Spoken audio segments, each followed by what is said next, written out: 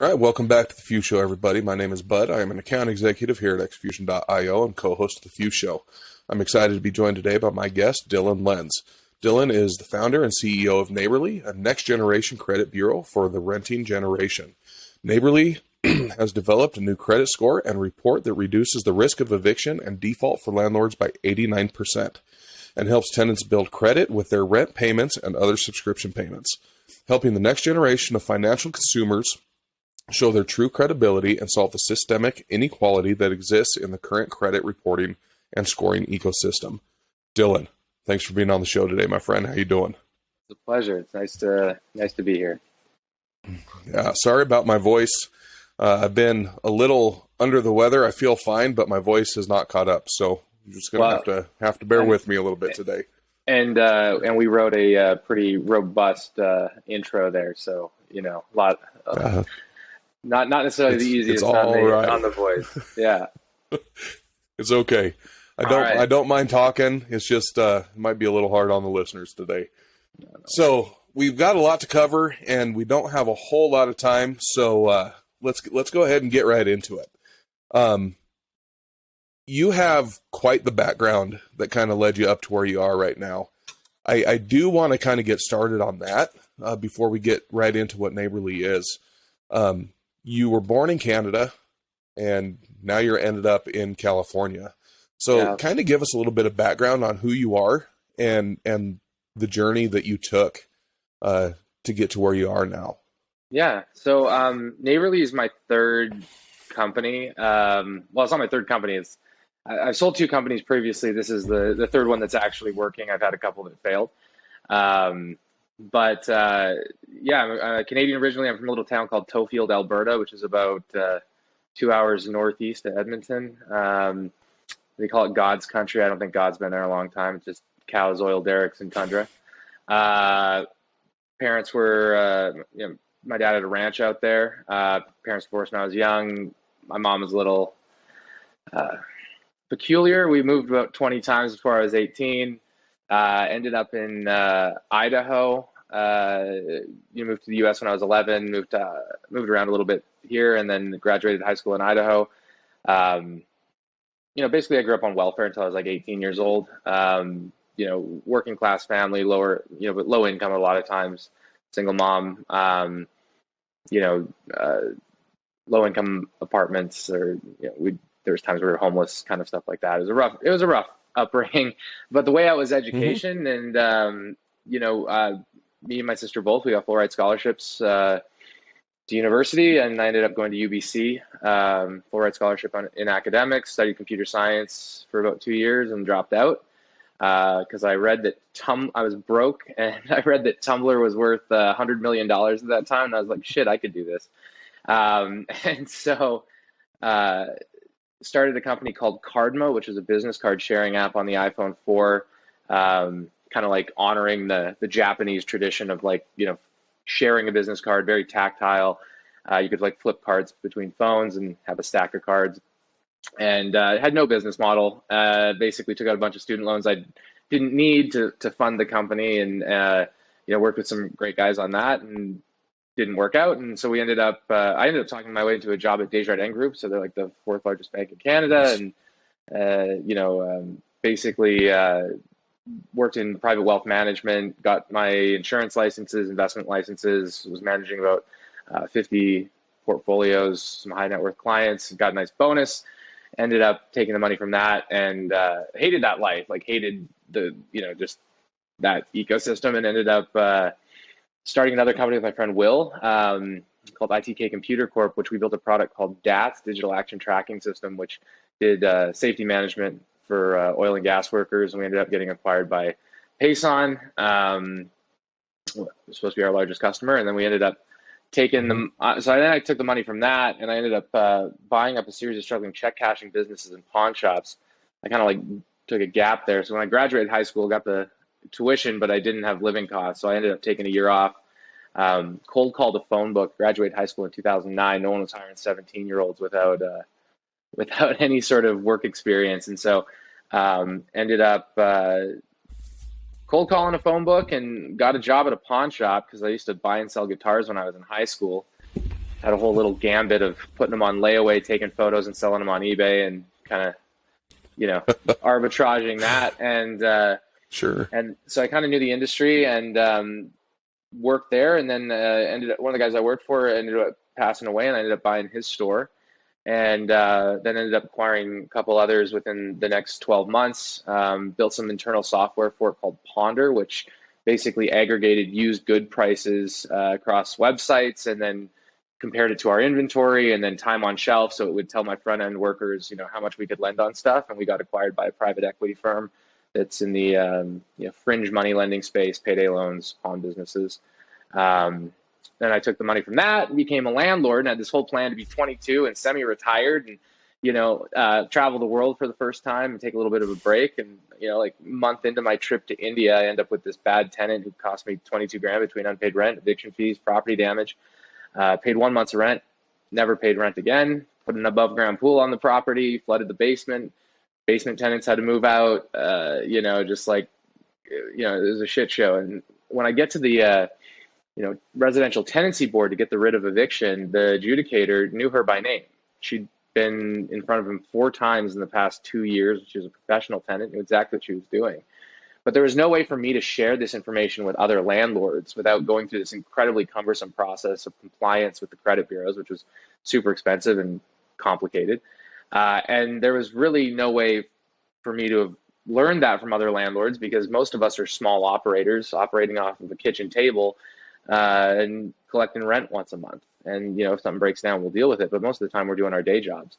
And we don't meet the compliance requirements set forth by the bureaus or the Fair Credit Reporting Act or that kind of stuff. And simultaneously started digging into the problem more, and just kind of like how Naborly came about, I guess, is just we basically 67% of tenants under the age of 35 have subprime credit scores. Less than 5% of that same group will ever be evicted. So the whole idea like bad credit equaled bad tenant was false. But 93% of landlords are using credit as the primary way of determining who they're going to rent to. So it's just a broken system, and people are not showing their actual credibility. And we kind of started digging into that problem, and it's a data problem. Most renters are not building credit with their rent payments. Consumer behavior has massively shifted, and so we developed an algorithm in 2016 called Shirley, which basically and the joke there is basically IBM already had Watson, so Shirley like Sherlock Holmes. And like the great detective, we use inductive and deductive reasoning to screen tenants, but we aggregate rental application data, and we're able to cluster it using machine learning and just statistical regression, really. But we were able to cluster risk and really give the landlord who maybe only sees 1 or 2 vacancies every year or two and gets maybe 5 or 6 rental applications. We give them the knowledge base of the overall market. And so we're essentially a credit bureau with an underwriting department for these landlords, being able to show them the real risk of what's going on, but also scoring people more accurately so that they're able to get access to housing that they may not be able to. Nice. So you answered several questions there, which is awesome. No, that's great. So Naborly brings so many, over 500 data points from what I can gather into your report. So it's not just a normal credit score. Mm-mm. But you brought up a point there where several, I don't remember the exact number, it's something like 65% of people under the age of 35 have a low credit score, but they less than 5% ever gets evicted. Mm-hmm. So kind of dig into that. Why is that? And how do you come across the number of who is more likely to get evicted, and how do you assess that risk? Yeah. So, and when I'm saying, so 5%, I say evicted, but we lump 5% as like defaulting in general, missing rent payments. Sure. Having property damage, getting kicked out, eviction, early vacancies, right? It's actually a lot rarer than we think. But it really comes down to the fact that like the existing credit ecosystem was designed really in the 1950s. FICO came around in the 1950s, and then really has only changed a handful of times, in the last 70 years, where the models were really designed for, mortgages and home equity, and then high interest lending with auto, credit cards, stuff like that. And what has not changed is, so basically the way that the entire credit ecosystem works is that they rely on the business that extends the loan or, extends the trade line to report up late payments or consistency of payments to the bureaus. And that's only as good as how many connections the bureau has. Where the bureaus fall short, besides the fact that their models are inaccurate because they haven't updated, basically they're not getting the data from the sources of truth in terms of how people are actually spending their money consistently and making consistent payments. So, Experian's now changing this, but like my parents pay for cable. They get a trade line on their credit for their cable plan. I pay for Netflix, Hulu, Apple TV, or, Apple Plus, and, I'm not able to build credit with that. 30-year-olds, people age 18 to 29, 50% of them still live at home. So they're still on their parents', credit. So they're not, it's like a failure to launch. They're not building credit the way they would historically. Our parents were buying houses back when they were 24. Now the average age of home ownership is 35 years old. You look at just the way that we've changed consumption. My parents' idea of success was a house in the suburbs, 2 cars in the driveway, maybe a boat and a trip to Hawaii once a year. We're consuming experiences now. We live in super functional apartments, and a lot of people don't own cars. There's a whole theory that the last person who's ever going to have a driver's license has already been born. And we're changing, but we're not getting that data set coming into the bureaus. And with this comes the fact that like a lot of the ways younger people transact is through, financial services companies, fintechs that are very small businesses that often don't have, the integrations to the bureaus and don't want to spend the time and energy trying to like deal with these dinosaur APIs. And then on top of it, you have like small landlords, which are micro businesses. There's 22 million small landlords across the United States and Canada. And these guys, again, they're operating from kitchen tables. They don't have a moniker outside their offices and security cameras and locking file cabinets and all the other flood plans and things that you need to be compliant to be a credit furnisher. And so that's where we kind of like started stepping in to solve it. It's like giving these smaller, medium businesses access to it, so that their customer base is actually able to establish the true credibility they already have.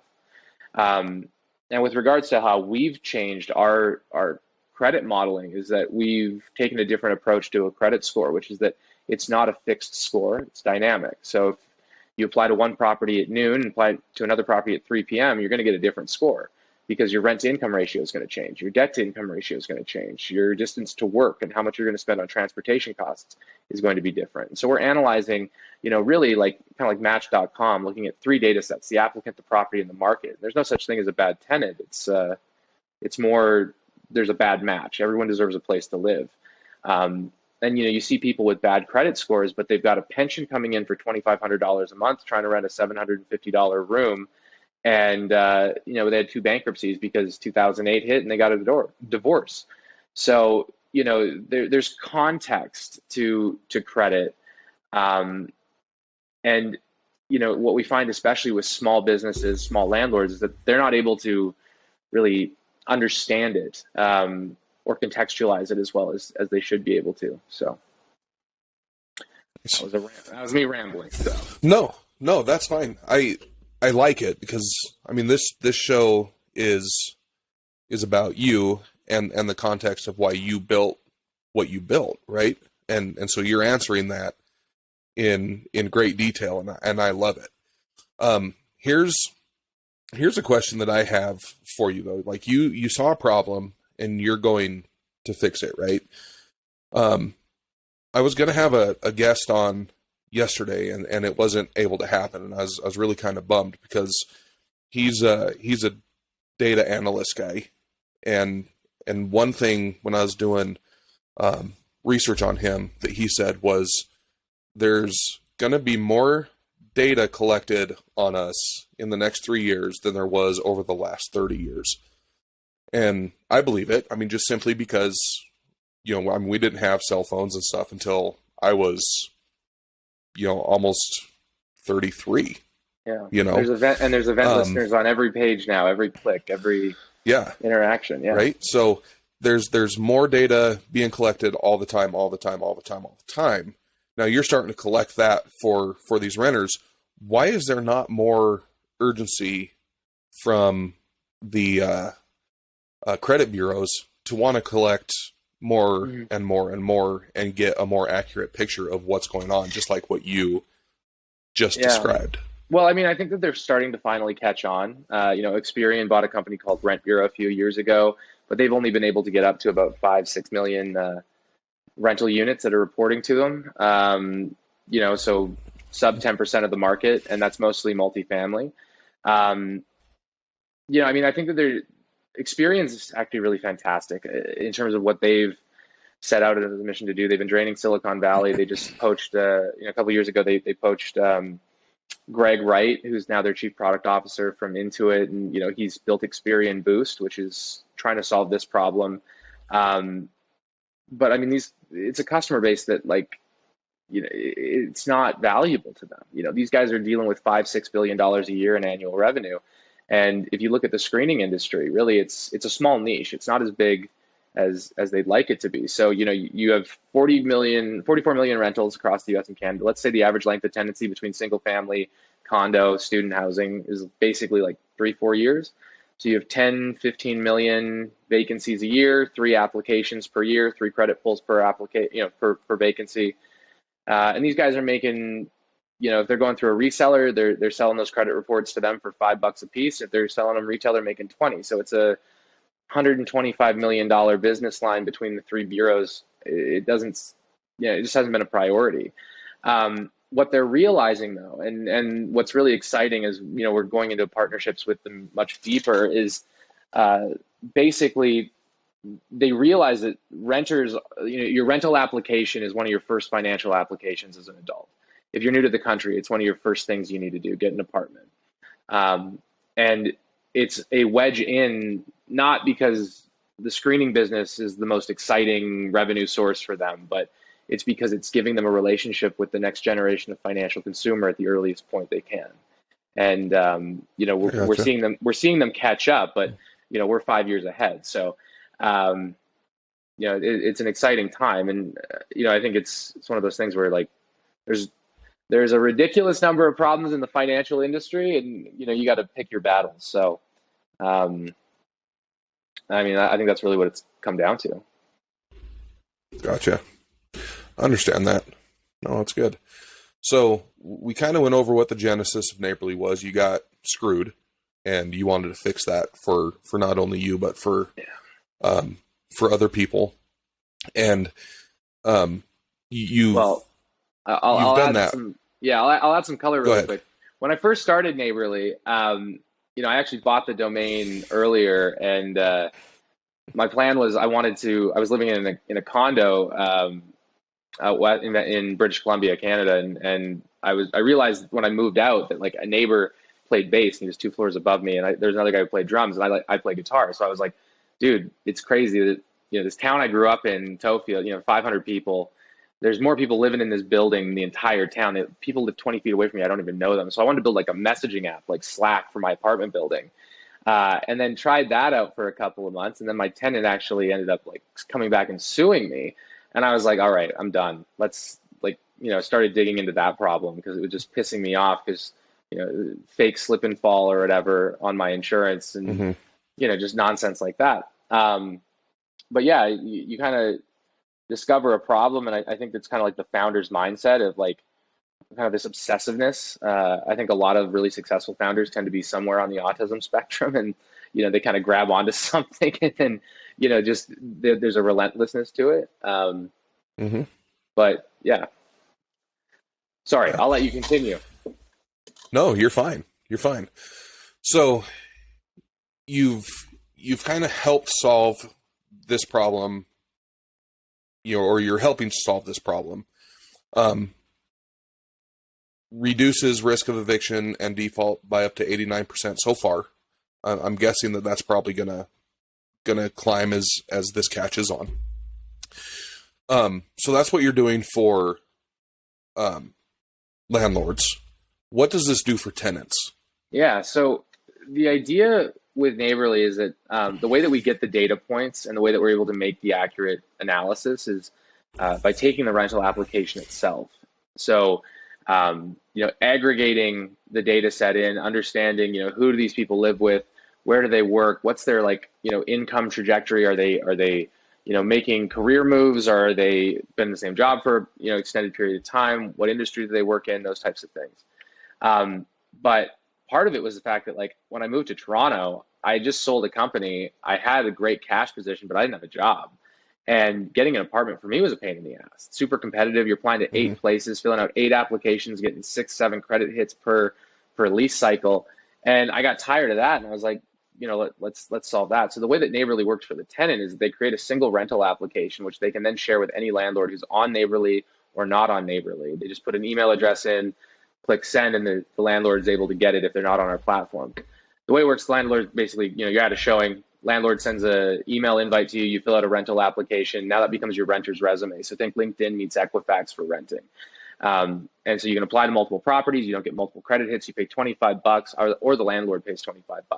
And that's good for a year. So if we need to pull your credit 3 times in that 12-month period, we will, no additional cost to you. Most people are obviously getting, we pull your credit every 30 days for, if you're applying to a property. So, it's good for a 30-day window. Most tenants are not. They're able to, get their lease cycle in within that period of time. Sure. But, every time you're getting a credit hit, you're in a circumstance where you're getting, your credit goes down. And so these people who already have bad credit and are in competitive markets because they're living in cities, they're getting pushed further and further down because, they have to apply to 8 places because they're in competitive markets. So, we solved that. We solved the fact that you don't have to fill out, a shit ton of data every single time. And the other thing too is data security. So once you send that application out, if the landlord denies you, you can rescind your data. So you can pull it back, revoke access, and that landlord's not sitting with your personal information, SIN number, all your details for the next 5 years on their email. Not because the landlord's going to be a high risk person, but because we're verifying the landlords and all that. But more, when you're sending emails to landlords filled with all of your stuff, anybody can go and grab that, at any point in time, and there you go. So no, that's good. And then after the tenant, last thing is that after the tenant finds the property that they're in, we've built a credit building product as well, which again they get for free with that $25 application fee, and they're able to build credit with their rent payments, and then that it's a recurring $25 annual fee for that if they want. Very, very inexpensive. So no, that's great. Yeah. So that being said, I think we've done a pretty good job of exploring what Naborly is. I kind of want to get into kind of who you are as a founder. Yeah. This is a podcast about founders, and we are quickly running out of time here. So you want to hear all the crazy? I do want to hear the crazy. Oh God, here we go. There is some stuff I want to go over. Right. But you are a solopreneur, a solo founder. We don't have a whole lot of those on this show. Why did you decide to go that route? Well, when I was in the pawn industry, I had this old Israeli diamond broker named Oren Shlomi. And I asked him one time, Oren, why don't you have a business partner? And he said to me, did God need a business partner? That's not why. I thought that was funny. But, it's just when you find the problem you want to solve, you just need to solve it. Like it's kind of an indescribable thing. It's like you just see it and it annoys the hell out of you. And then it's like, well, who do you have around you that you trust, that and that you have a good relationship with, that has a complementary skill set. And for me, I've touched really every part of building a technology business. The first startup I was on the COO, I was the chief operating officer, and I was dealing with product design, doing a lot of product design, but also dealing with sales and DevOps and stuff like that. I'm a programmer, so I had that skill set as well. And then any person who's a founder has to be a salesman. You have to be able to actually, communicate well, tell a story, and, attract investors, attract customers, attract people who want to come work with you. And so just because I cut my teeth in the pawn industry where my first week, my boss asked me, he knew I was going to university, what are you going to go study? I was like, I don't know, probably going to go study business or computer science. And part of me wanted to do like a creative writing degree so I could go be a lawyer later, but just do something fun. And he's like, you're going to learn more here in a year than you will in 4 years of business school. And he was right, because every single day I'm sitting there doing the accounting, watching him transact with customers, dealing with customer service, dealing with sales, dealing with inventory management, operations, cleaning the toilet, and then, listening to him bullshit in the back over beers with, his network connections and just seeing how that worked. And then going into product development, I'm impatient. So I just started learning how to do, Adobe Illustrator and do my mock-ups myself and, design that kind of stuff. And, I think that was kind of a component of it. And probably I'm a little crazy, but my hairline, it's filled out with the Rogaine, but there's a nice spot back here that's pulled back. And it's the loneliest job in the fucking world. Yeah. So I don't recommend it for anybody. So if you have somebody that you trust, then do it. But if you don't, and you have to, then you have to.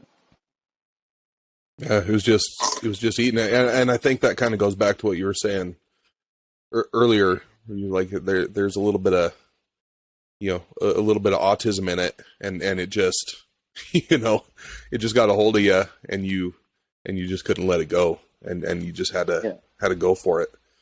But I mean, it's tough. The entrepreneurs are a different breed in and of themselves, and just kind of born different. And then solopreneurs are just a different breed within that breed. They're kind of the show horses of the entrepreneurs, I think, from what I've interviewed. I mean, they're just different. So Yeah, it's something. It's something to do. It's something to watch and something to see. And I mean, you guys are just built different. I think I don't know that I could do it. I mean,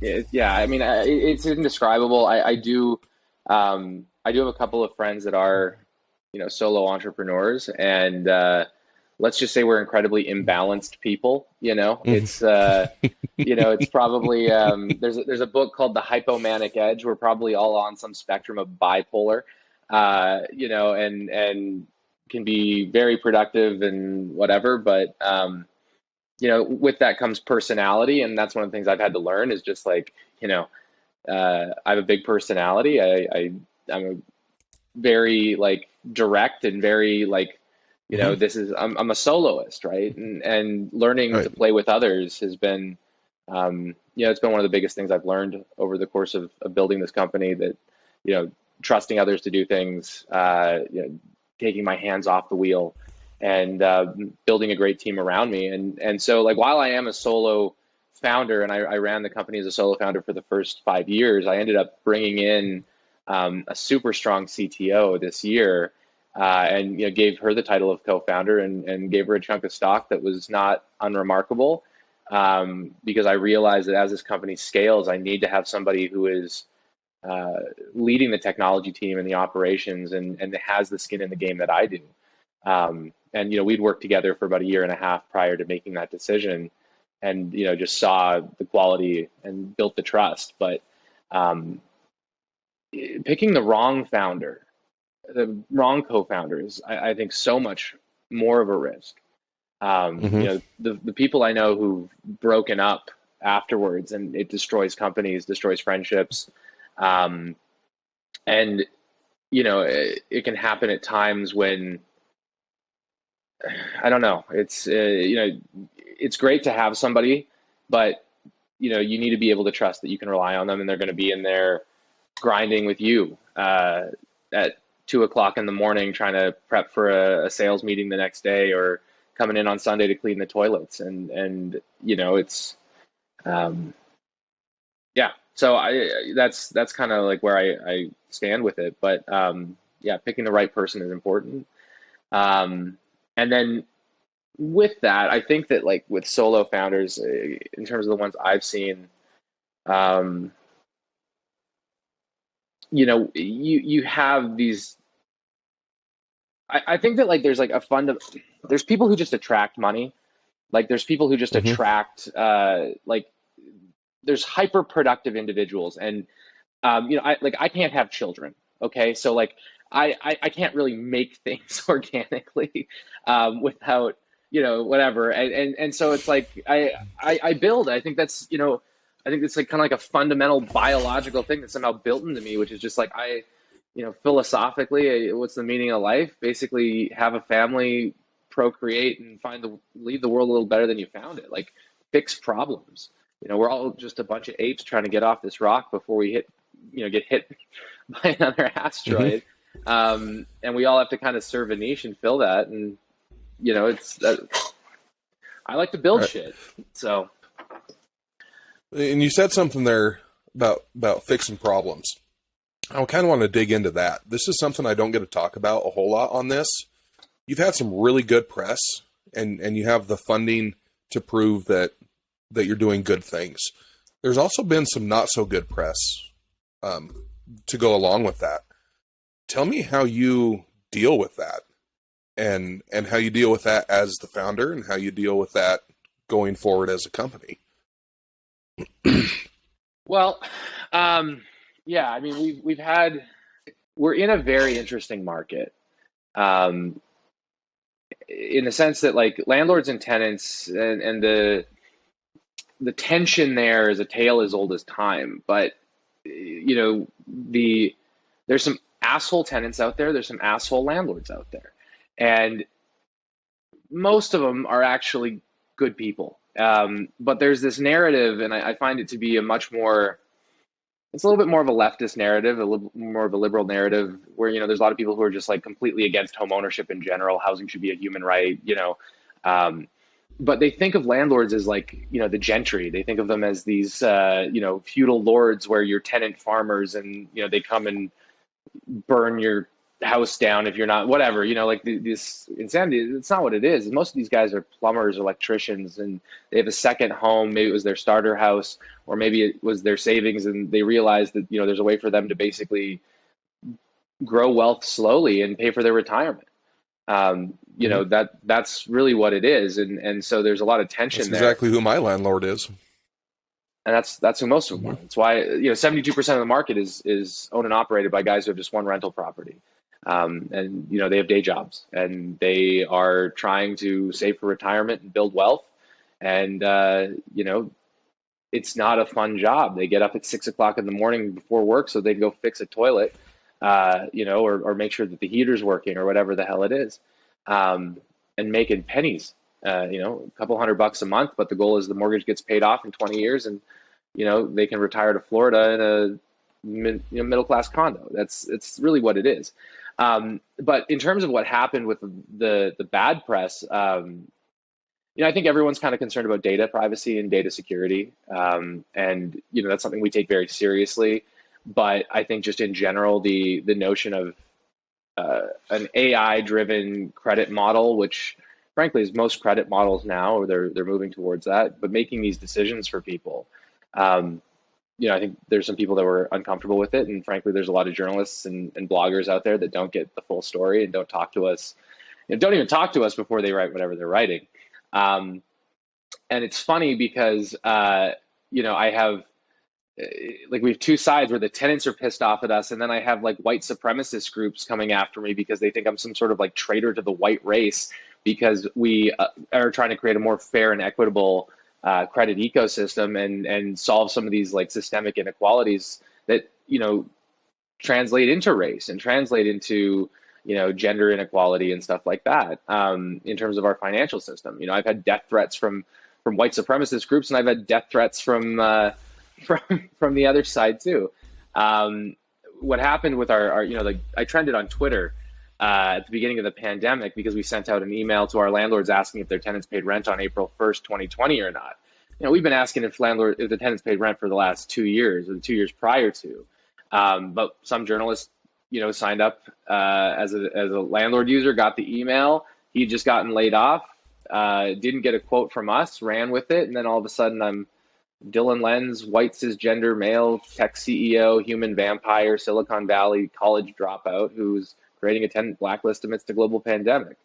But what that really did was, it made us reflect on our positioning in the market and recognizing that, we needed to be more upfront about the benefits to the tenant, that this is not a one-sided, business. And at the end of the day, the tenant is the landlord's customer. So, our job is to qualify the leads for the landlord, but ultimately, we want to give them a great experience. And we've tried to showcase that more. And then after I got turned into the meme and I was wearing the hoodie, I started, raiding the Brooks Brothers outlet. So, I can actually look like a CEO of a credit bureau, and not just a programmer anymore. So. You look very sharp. Thank you. You made me look like I should have dressed up a little bit more for this podcast today, for sure. I was nervous to meet you, so I wanted to be at my best. Yeah, I do that. Well, that being said, I do want to go over a couple things that I've heard you say, that really kind of struck my interest. Struck my interest. And as a CEO, one of the things you tell your people, and I think I got this quote right, but I'm kind of paraphrasing. It says, "Fail as fast as possible so we can learn, change, and move on." Explain that to me. Yeah, I mean, I think I get the point. I like it, but explain that to me and what you mean by that. Yeah, I mean, so, that's kind of it's a philosophy kind of gleaned from the Lean Startup, Y Combinator, Paul Graham, and basically, it's that startups are about learning. Fundamentally, we're running an experiment trying to determine if something works or not, and trying to figure out the best way to do something. We're building something. We're building the runway. We're building the plane as we're trying to take off, kind of thing.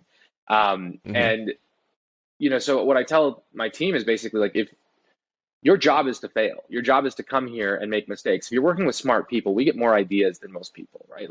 There's one or some people, you want to solve a problem, somebody's going to come up with 2 or 3 ways to do it. If you're a smart person, you're going to see a lot more options, which means you're going to get it wrong a lot more. But at the same time, there's a very, very structured way of being able to build great products and build great customer experiences or great sales processes, and learn as quickly as possible. And it's basically just, you have to have a framework for learning. And so come up with an idea, have the courage to take a risk. This is a pirate ship, so this is not the Marines. There's not a manual of how we're supposed to do this. It's what's the best idea you have, and is it working? And so if you think about it as where do you put the button, what color, what what's the first experience the landlord should see or the tenant should see, or how do we solve these things? You just put it out, A/B test it against 100 users, see which one works better. But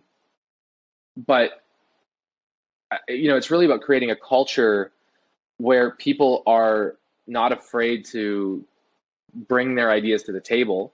They're not afraid of screwing up. And again, frankly, it's like I said, if you're not screwing up, you're not doing your job. If you're not taking risks, if you're not experimenting and innovating and trying new things, I don't want you here. I want people who, I don't need the guys who are dotting I's and crossing T's. I need the guys that are trying to reinvent the world. And I want to work with people that are excited about that. And there's a lot of people that can go and work at Scotiabank or Bank of America, and they're gonna do great there, and this is not the place for Hmm. that. So yeah.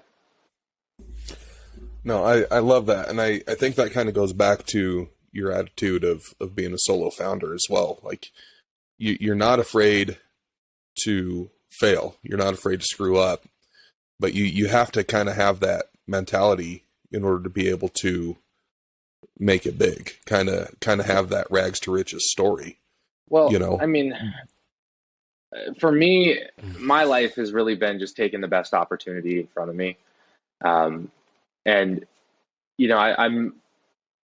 I grew up in an environment where risk taking was okay.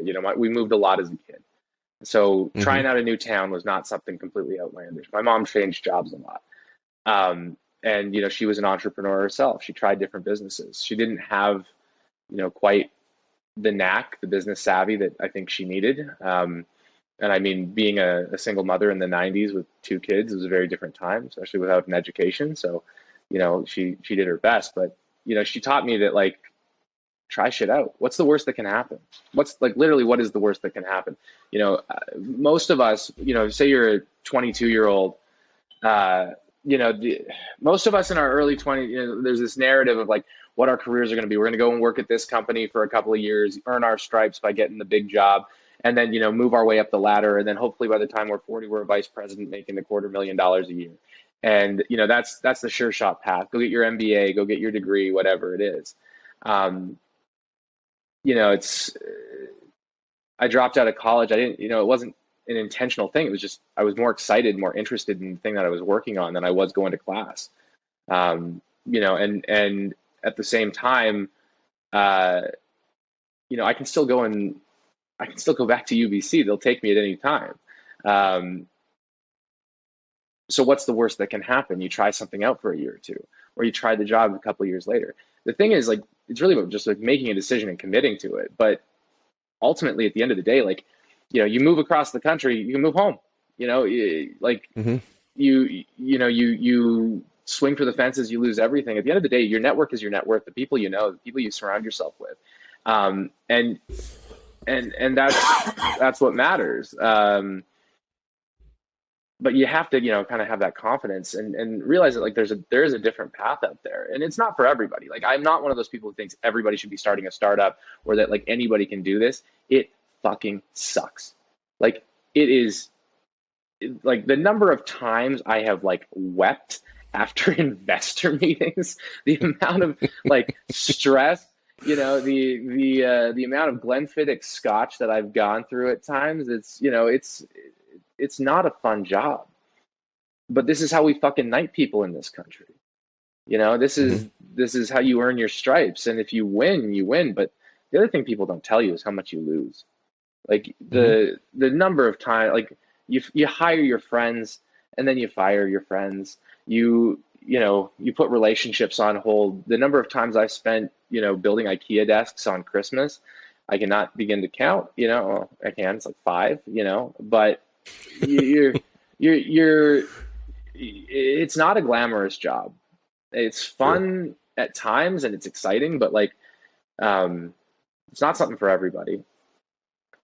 But if it Yeah. goes well, the money's fucking great.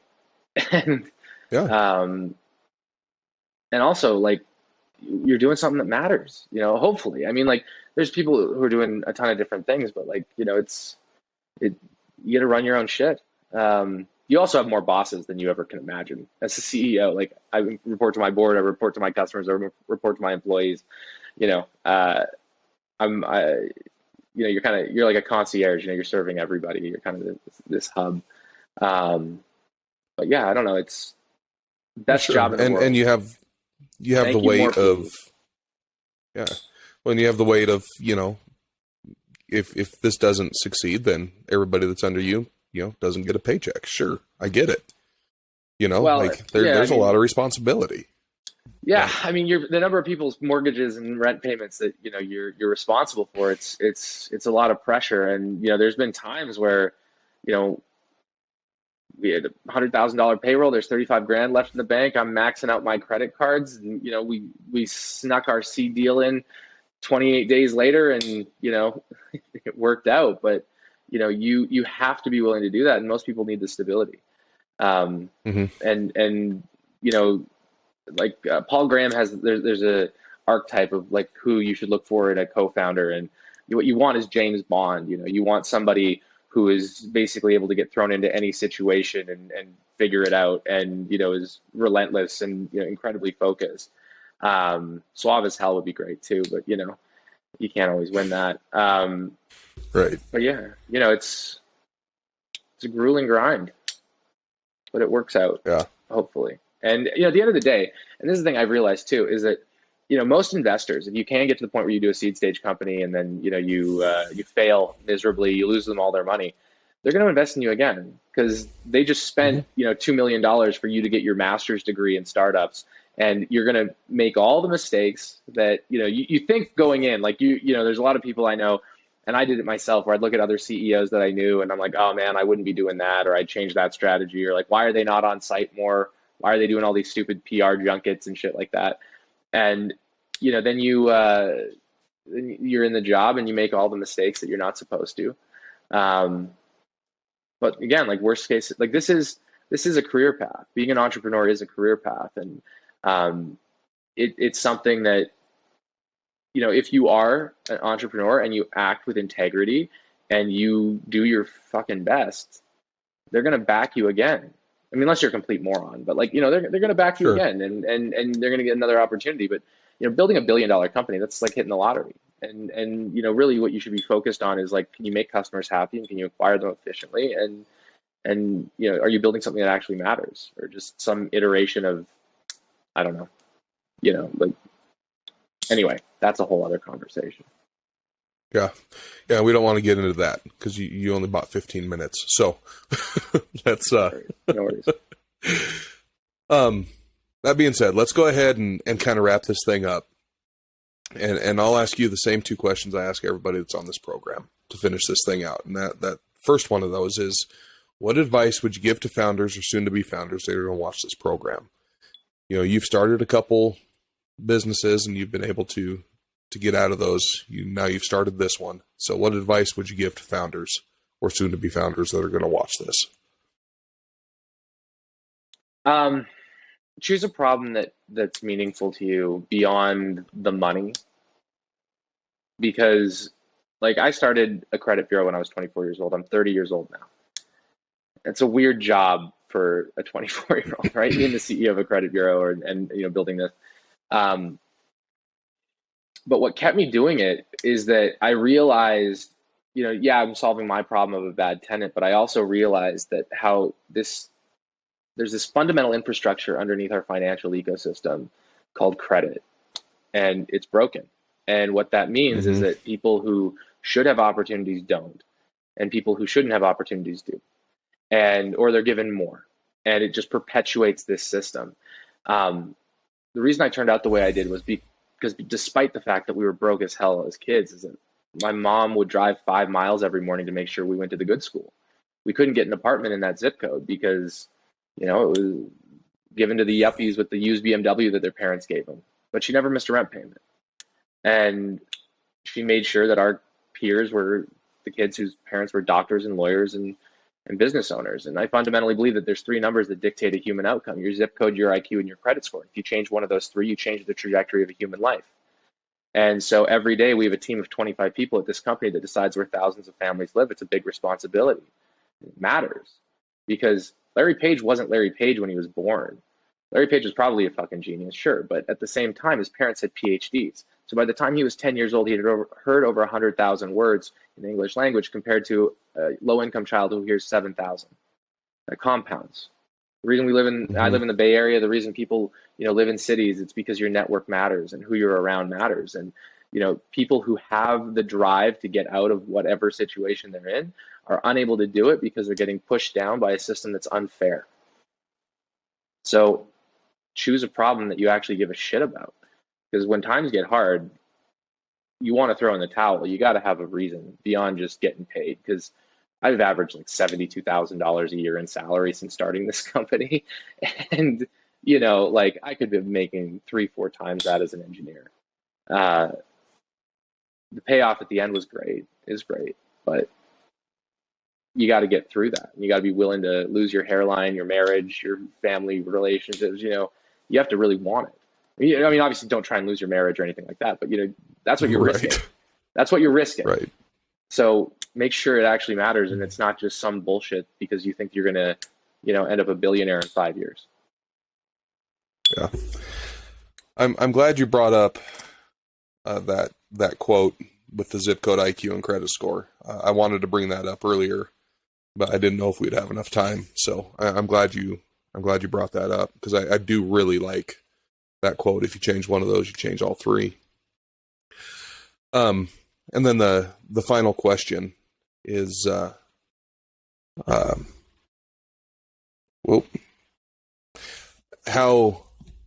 how can our viewers get in touch with you if they so wish? Oh yeah, Dylan@Naborly.com. Just send me an email. You guys I don't know who most of your viewers are, Canadian or in U.S. or I forget where you guys are based. Well, we're based in Colorado, so we're based in the U.S. Okay, sorry. But it's founders. Yeah. So I mean, the thing that I found the hardest was like getting your first in.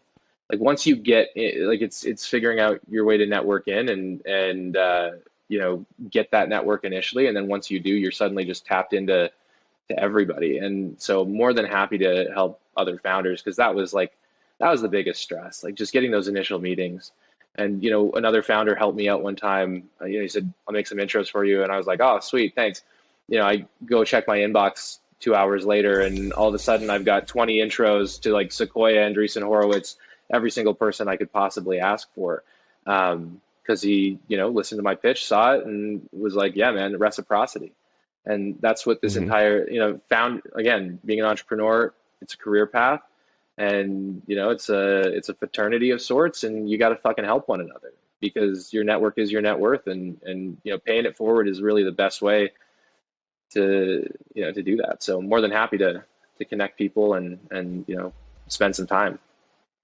It also I love talking about other people's problems more than mine. So workshopping somebody else's pitch deck versus my own makes me feel, takes me out of my own headspace. So that's good too. Nice. All right, buddy. Well, thanks for being on the show, Dylan. And you have a really great rest of your day. All right. And we'll talk to you soon. You as well. I appreciate it. Thanks so much.